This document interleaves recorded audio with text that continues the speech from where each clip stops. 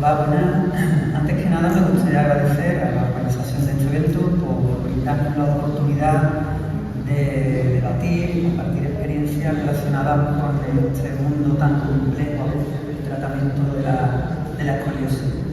Mi nombre es Leo Fabre y junto con Lucía, la persona que va a hacer el taller esta tarde, el taller práctico, pues nos dedicamos a la escoliosis hace ya bastante tiempo, desde que conocimos al doctor Rigo, que es nuestro maestro, en la Universidad de Barcelona, allá por el año 1989. Y desde esa perspectiva temporal, me gustaría hablar hoy, como no puede ser de otra manera, de la fisioterapia, de los diferentes enfoques que tiene la fisioterapia. Quizás también comunicarnos en un lenguaje quizás un poquito también propio de la fisioterapia, para que lo conozcamos bien, y comentar los principios básicos del tratamiento de fisioterapia específico según la BSPTS, la escuela del doctor Rigo y su equipo, para dar también un poco de introducción al taller de esta tarde que va a realizar Lucía. Cuando un fisioterapeuta se encuentra ante una escoliosis, tiene diferentes formas de abordar el tratamiento. Básicamente la podríamos clasificar en dos grandes grupos. Un grupo quizás un poquito más clásico, que podríamos pensar que tiene una visión un poquito más mecanicista, y otro grupo que quizás tiene una visión un poquito más neurofisiológica. Claro, estos dos visiones diferentes tienen abordajes terapéuticos diferentes. Y es aquí, desde mi punto de vista, donde se encuentran las principales diferencias entre lo que serían los ejercicios específicos de fisioterapia para el tratamiento de la escoliosis y los ejercicios que no son específicos. Desde un punto de vista mecanicista, la escoliosis se considera como un problema de columna vertebral. Es una incurvación lateral con una rotación vertebral, ya sea en S o en C, como clásicamente se definió en su día, y que esto produce una cierta asimetría. Asimetría que es debida a que hay músculos débiles que hay que fortalecer y músculos que están acortados que hay que estirar, que hay que elongar. Es decir, mecánicamente se trata de alargar a los músculos que están cortos y acortar los músculos que están largos. Esta perspectiva terapéutica, nada más que quedar un pequeño paseo por internet para verlo rápidamente, propone frecuentemente ejercicios para fortalecer la musculatura que están realizados casi siempre de manera analítica en un solo plano del espacio, y para estirar los músculos, pues a veces se coloca la columna en determinadas posiciones pasivas, quizás un poco extremas, que son contrarias a la inclinación y a la rotación vertebral. Y a veces teniendo en cuenta solo la curva principal de la columna escoliotica. Existe otra visión que es compartida por los fisioterapeutas que realizan los llamados PSSE, que son los ejercicios específicos de fisioterapia para la escoliosis, que aunque con diferentes técnicas de tratamiento, todas reconocidas por la SOSOR, con sus pequeñas diferencias y con sus grandes similitudes en cuanto a los conceptos, a los objetivos y a veces incluso aparte del tratamiento, se acercan a la escoliosis con una visión un poco más neurofisiológica. Entre ellas se encuentra la BSPTS, la Escuela de Terapia Física, de Fisioterapia para la Escoliosis del concepto Rigo. Esta visión, pues lógicamente, como ya hemos podido oír a la doctora Mila y a Rigo, pues contempla la escoliosis como un proceso complejo de una deformidad 3D del tronco y de la columna vertebral, que lleva hacia una compleja geometría torsional en los tres planos del espacio. Y que además no solo es en la columna vertebral, sino que es en todo el cuerpo, produce modificaciones globales, estructurales, funcionales, en todo el cuerpo, como pueden ser modificaciones en el esquema corporal, en el sistema musculofacial o en la distribución del peso corporal, por ejemplo. Sabemos también que esta deformidad tiene dos componentes. Un componente postural, que es la parte de esta deformidad tridimensional que se puede corregir en un momento dado con maniobras activas o pasivas, y un componente estructural que a su vez está compuesto por un componente estructural óseo y por un componente estructural blando, es decir, por una cierta retracción de estructura blanda, de partes blandas. Desde nuestro punto de vista, no se deberían de contemplar estos dos componentes de manera separada porque forman parte de un mismo patrón. Ambos componentes se relacionan entre sí y se retroalimentan tanto en el camino de la deformidad como en el camino de la corrección. Desde la fisioterapia correctiva, la fisioterapia correctiva incide especialmente sobre el componente postural y sobre el componente estructural blando, con la idea de romper este círculo vicioso a través de modificar las curvaturas espinales y de esta manera incidir también, directa o indirectamente, sobre la deformidad estructural ósea. Os he traído aquí un caso de un chico que va a venir esta tarde a trabajar en el taller de Lucía, por si queréis verlo. Este es un adolescente, una IA, que se ha tratado solo con fisioterapia, no quiso ponerse corsé o no necesitó ponerse corsé en su día. Y antes del tratamiento y un año después realizando tratamiento de fisioterapia. Bueno, hay pequeños cambios en el ángulo de codo, la ejecución, las rotaciones, pero lo más interesante es que veáis un poco la actitud postural, para entender a qué me refiero con esto de trabajar un poco el esquema corporal sobre todo.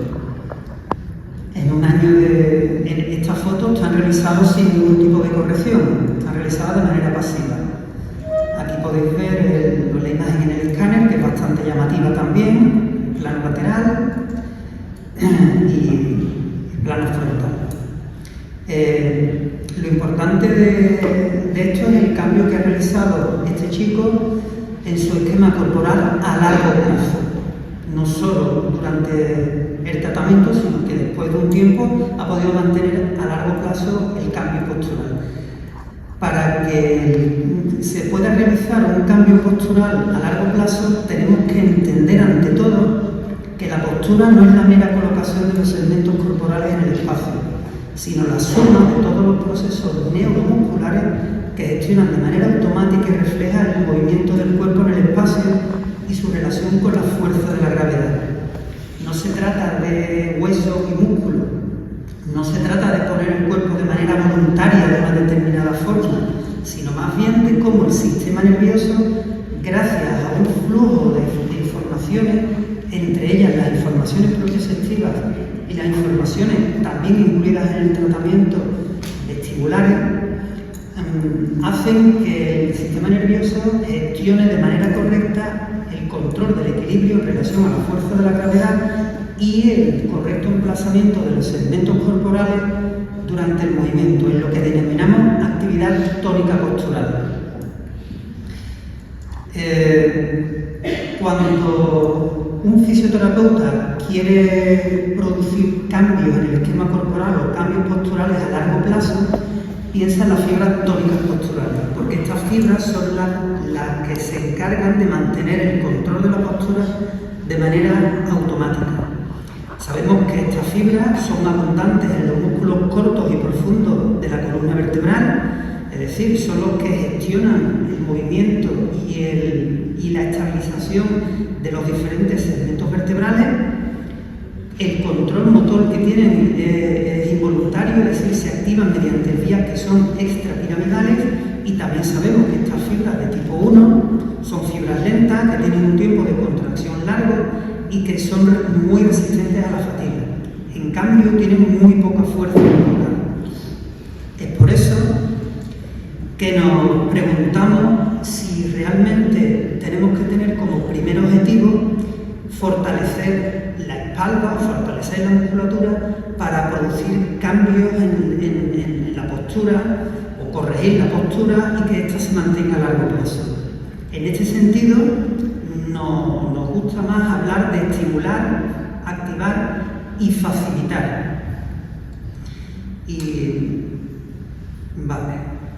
De hecho, en la consulta intentamos no fomentar la idea de que hay que fortalecer la musculatura, porque esto podría provocar la idea en un adolescente de que como tiene la espalda débil, es una persona débil. Esta idea, reforzada además por los propios familiares y por los padres, lleva a veces a una situación que es muy típica en los chavales jóvenes de hoy en día, que es que terminan yendo a un gimnasio para hacer ejercicio para aumentar el volumen de la musculatura. Ejercicios que no siempre son los más idóneos o no son los más correctos, sobre todo si pensamos en un adolescente con una escoliosis progresiva,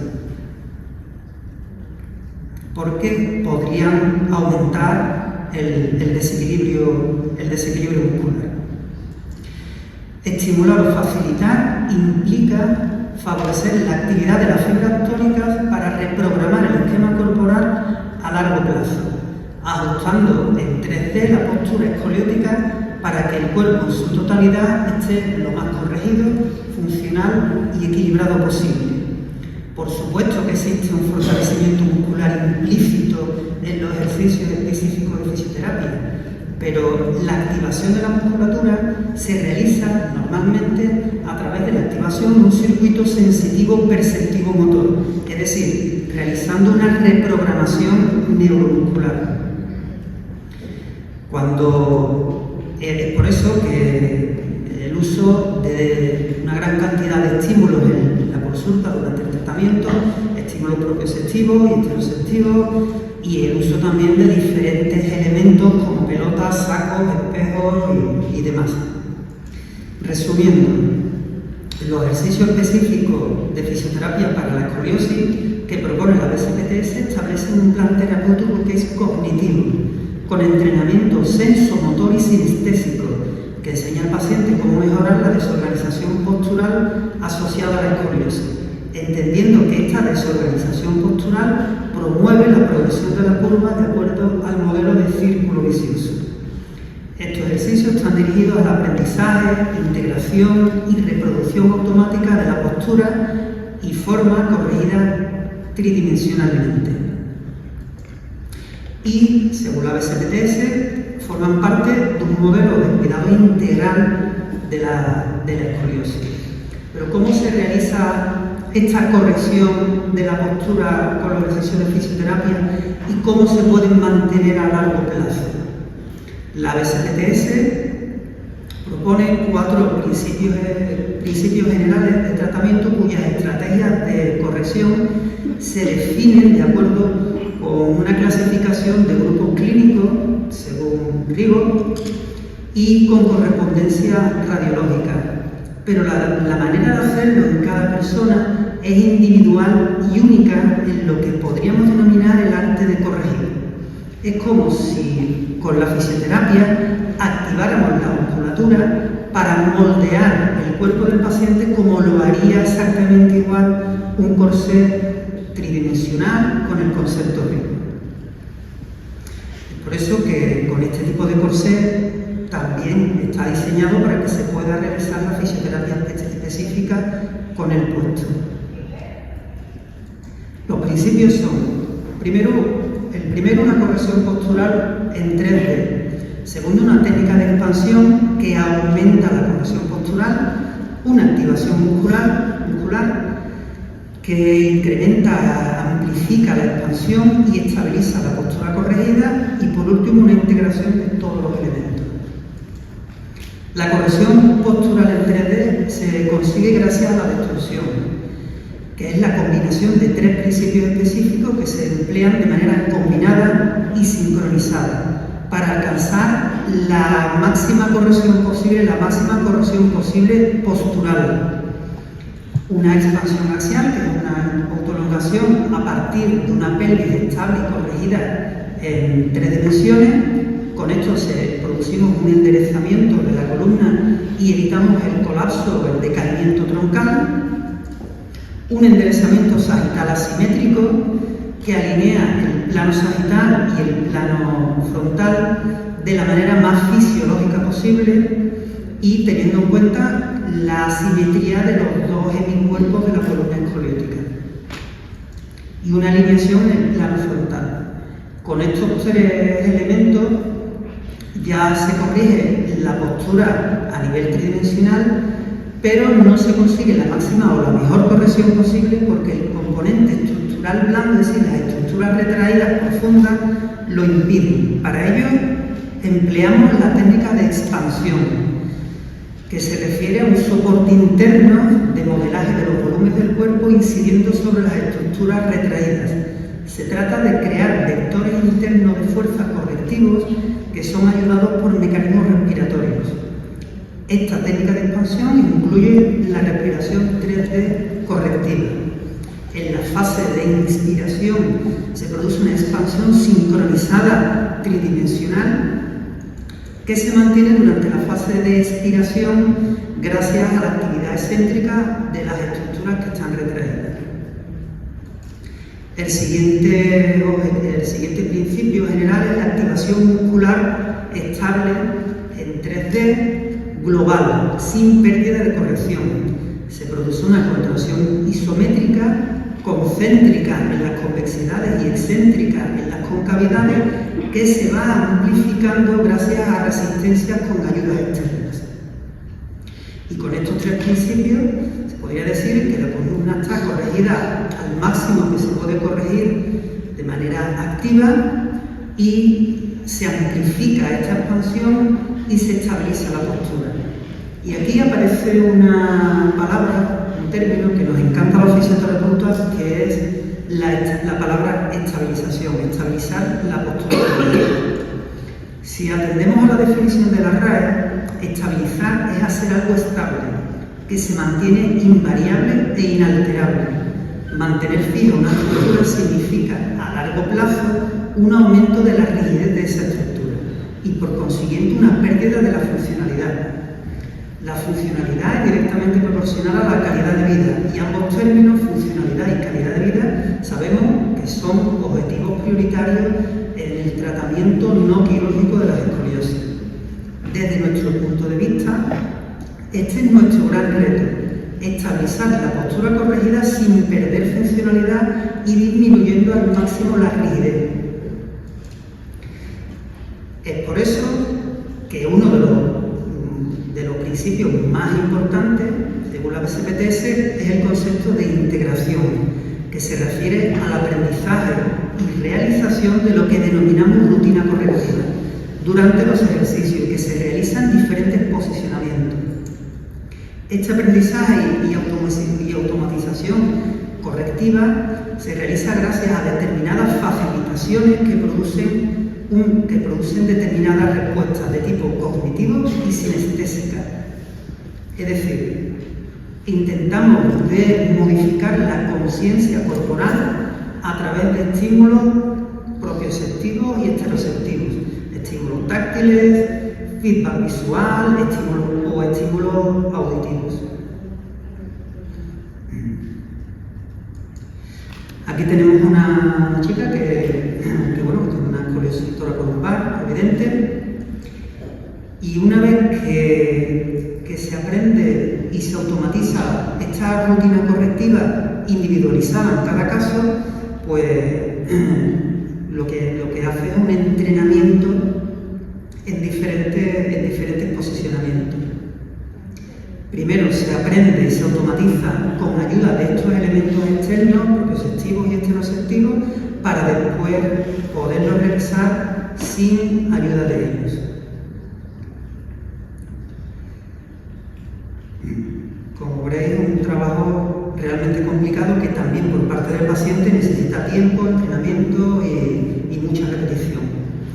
Y aquí tenemos al chico de antes del gimnasio, pues bueno, realizando una pequeña actividad con las espalderas, Se muestra cómo la columna está desequilibrada a nivel muscular y cómo puede realizar la rutina correctiva integrando un poco la corrección durante el movimiento, sin pérdida de corrección y sin pérdida de funcionalidad.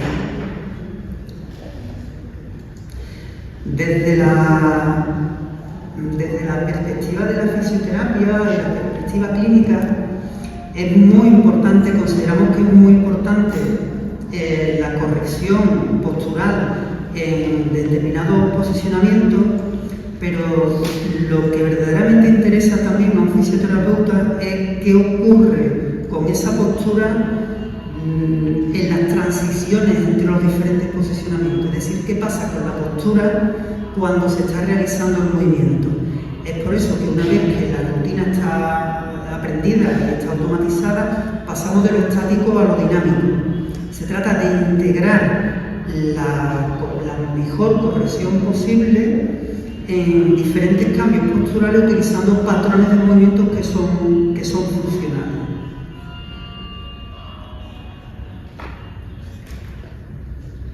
Escucha por ahí el ruido de la música. Vale, ya voy terminando. Cuando hablamos de integración, también nos referimos a entender cuáles son las necesidades de los adolescentes, sobre todo si hablamos de las escoliosis idiopáticas del adolescente. Cuál es su mundo emocional y cuáles son sus relaciones interpersonales. Entendemos desde la fisioterapia que el movimiento es uno de los elementos más importantes que le proporcionan capacidad de adaptación al medio que le rodea. Y ahí es donde creemos que está la verdadera integración, en el arte de corregir en la vida cotidiana sin perder capacidad de adaptación.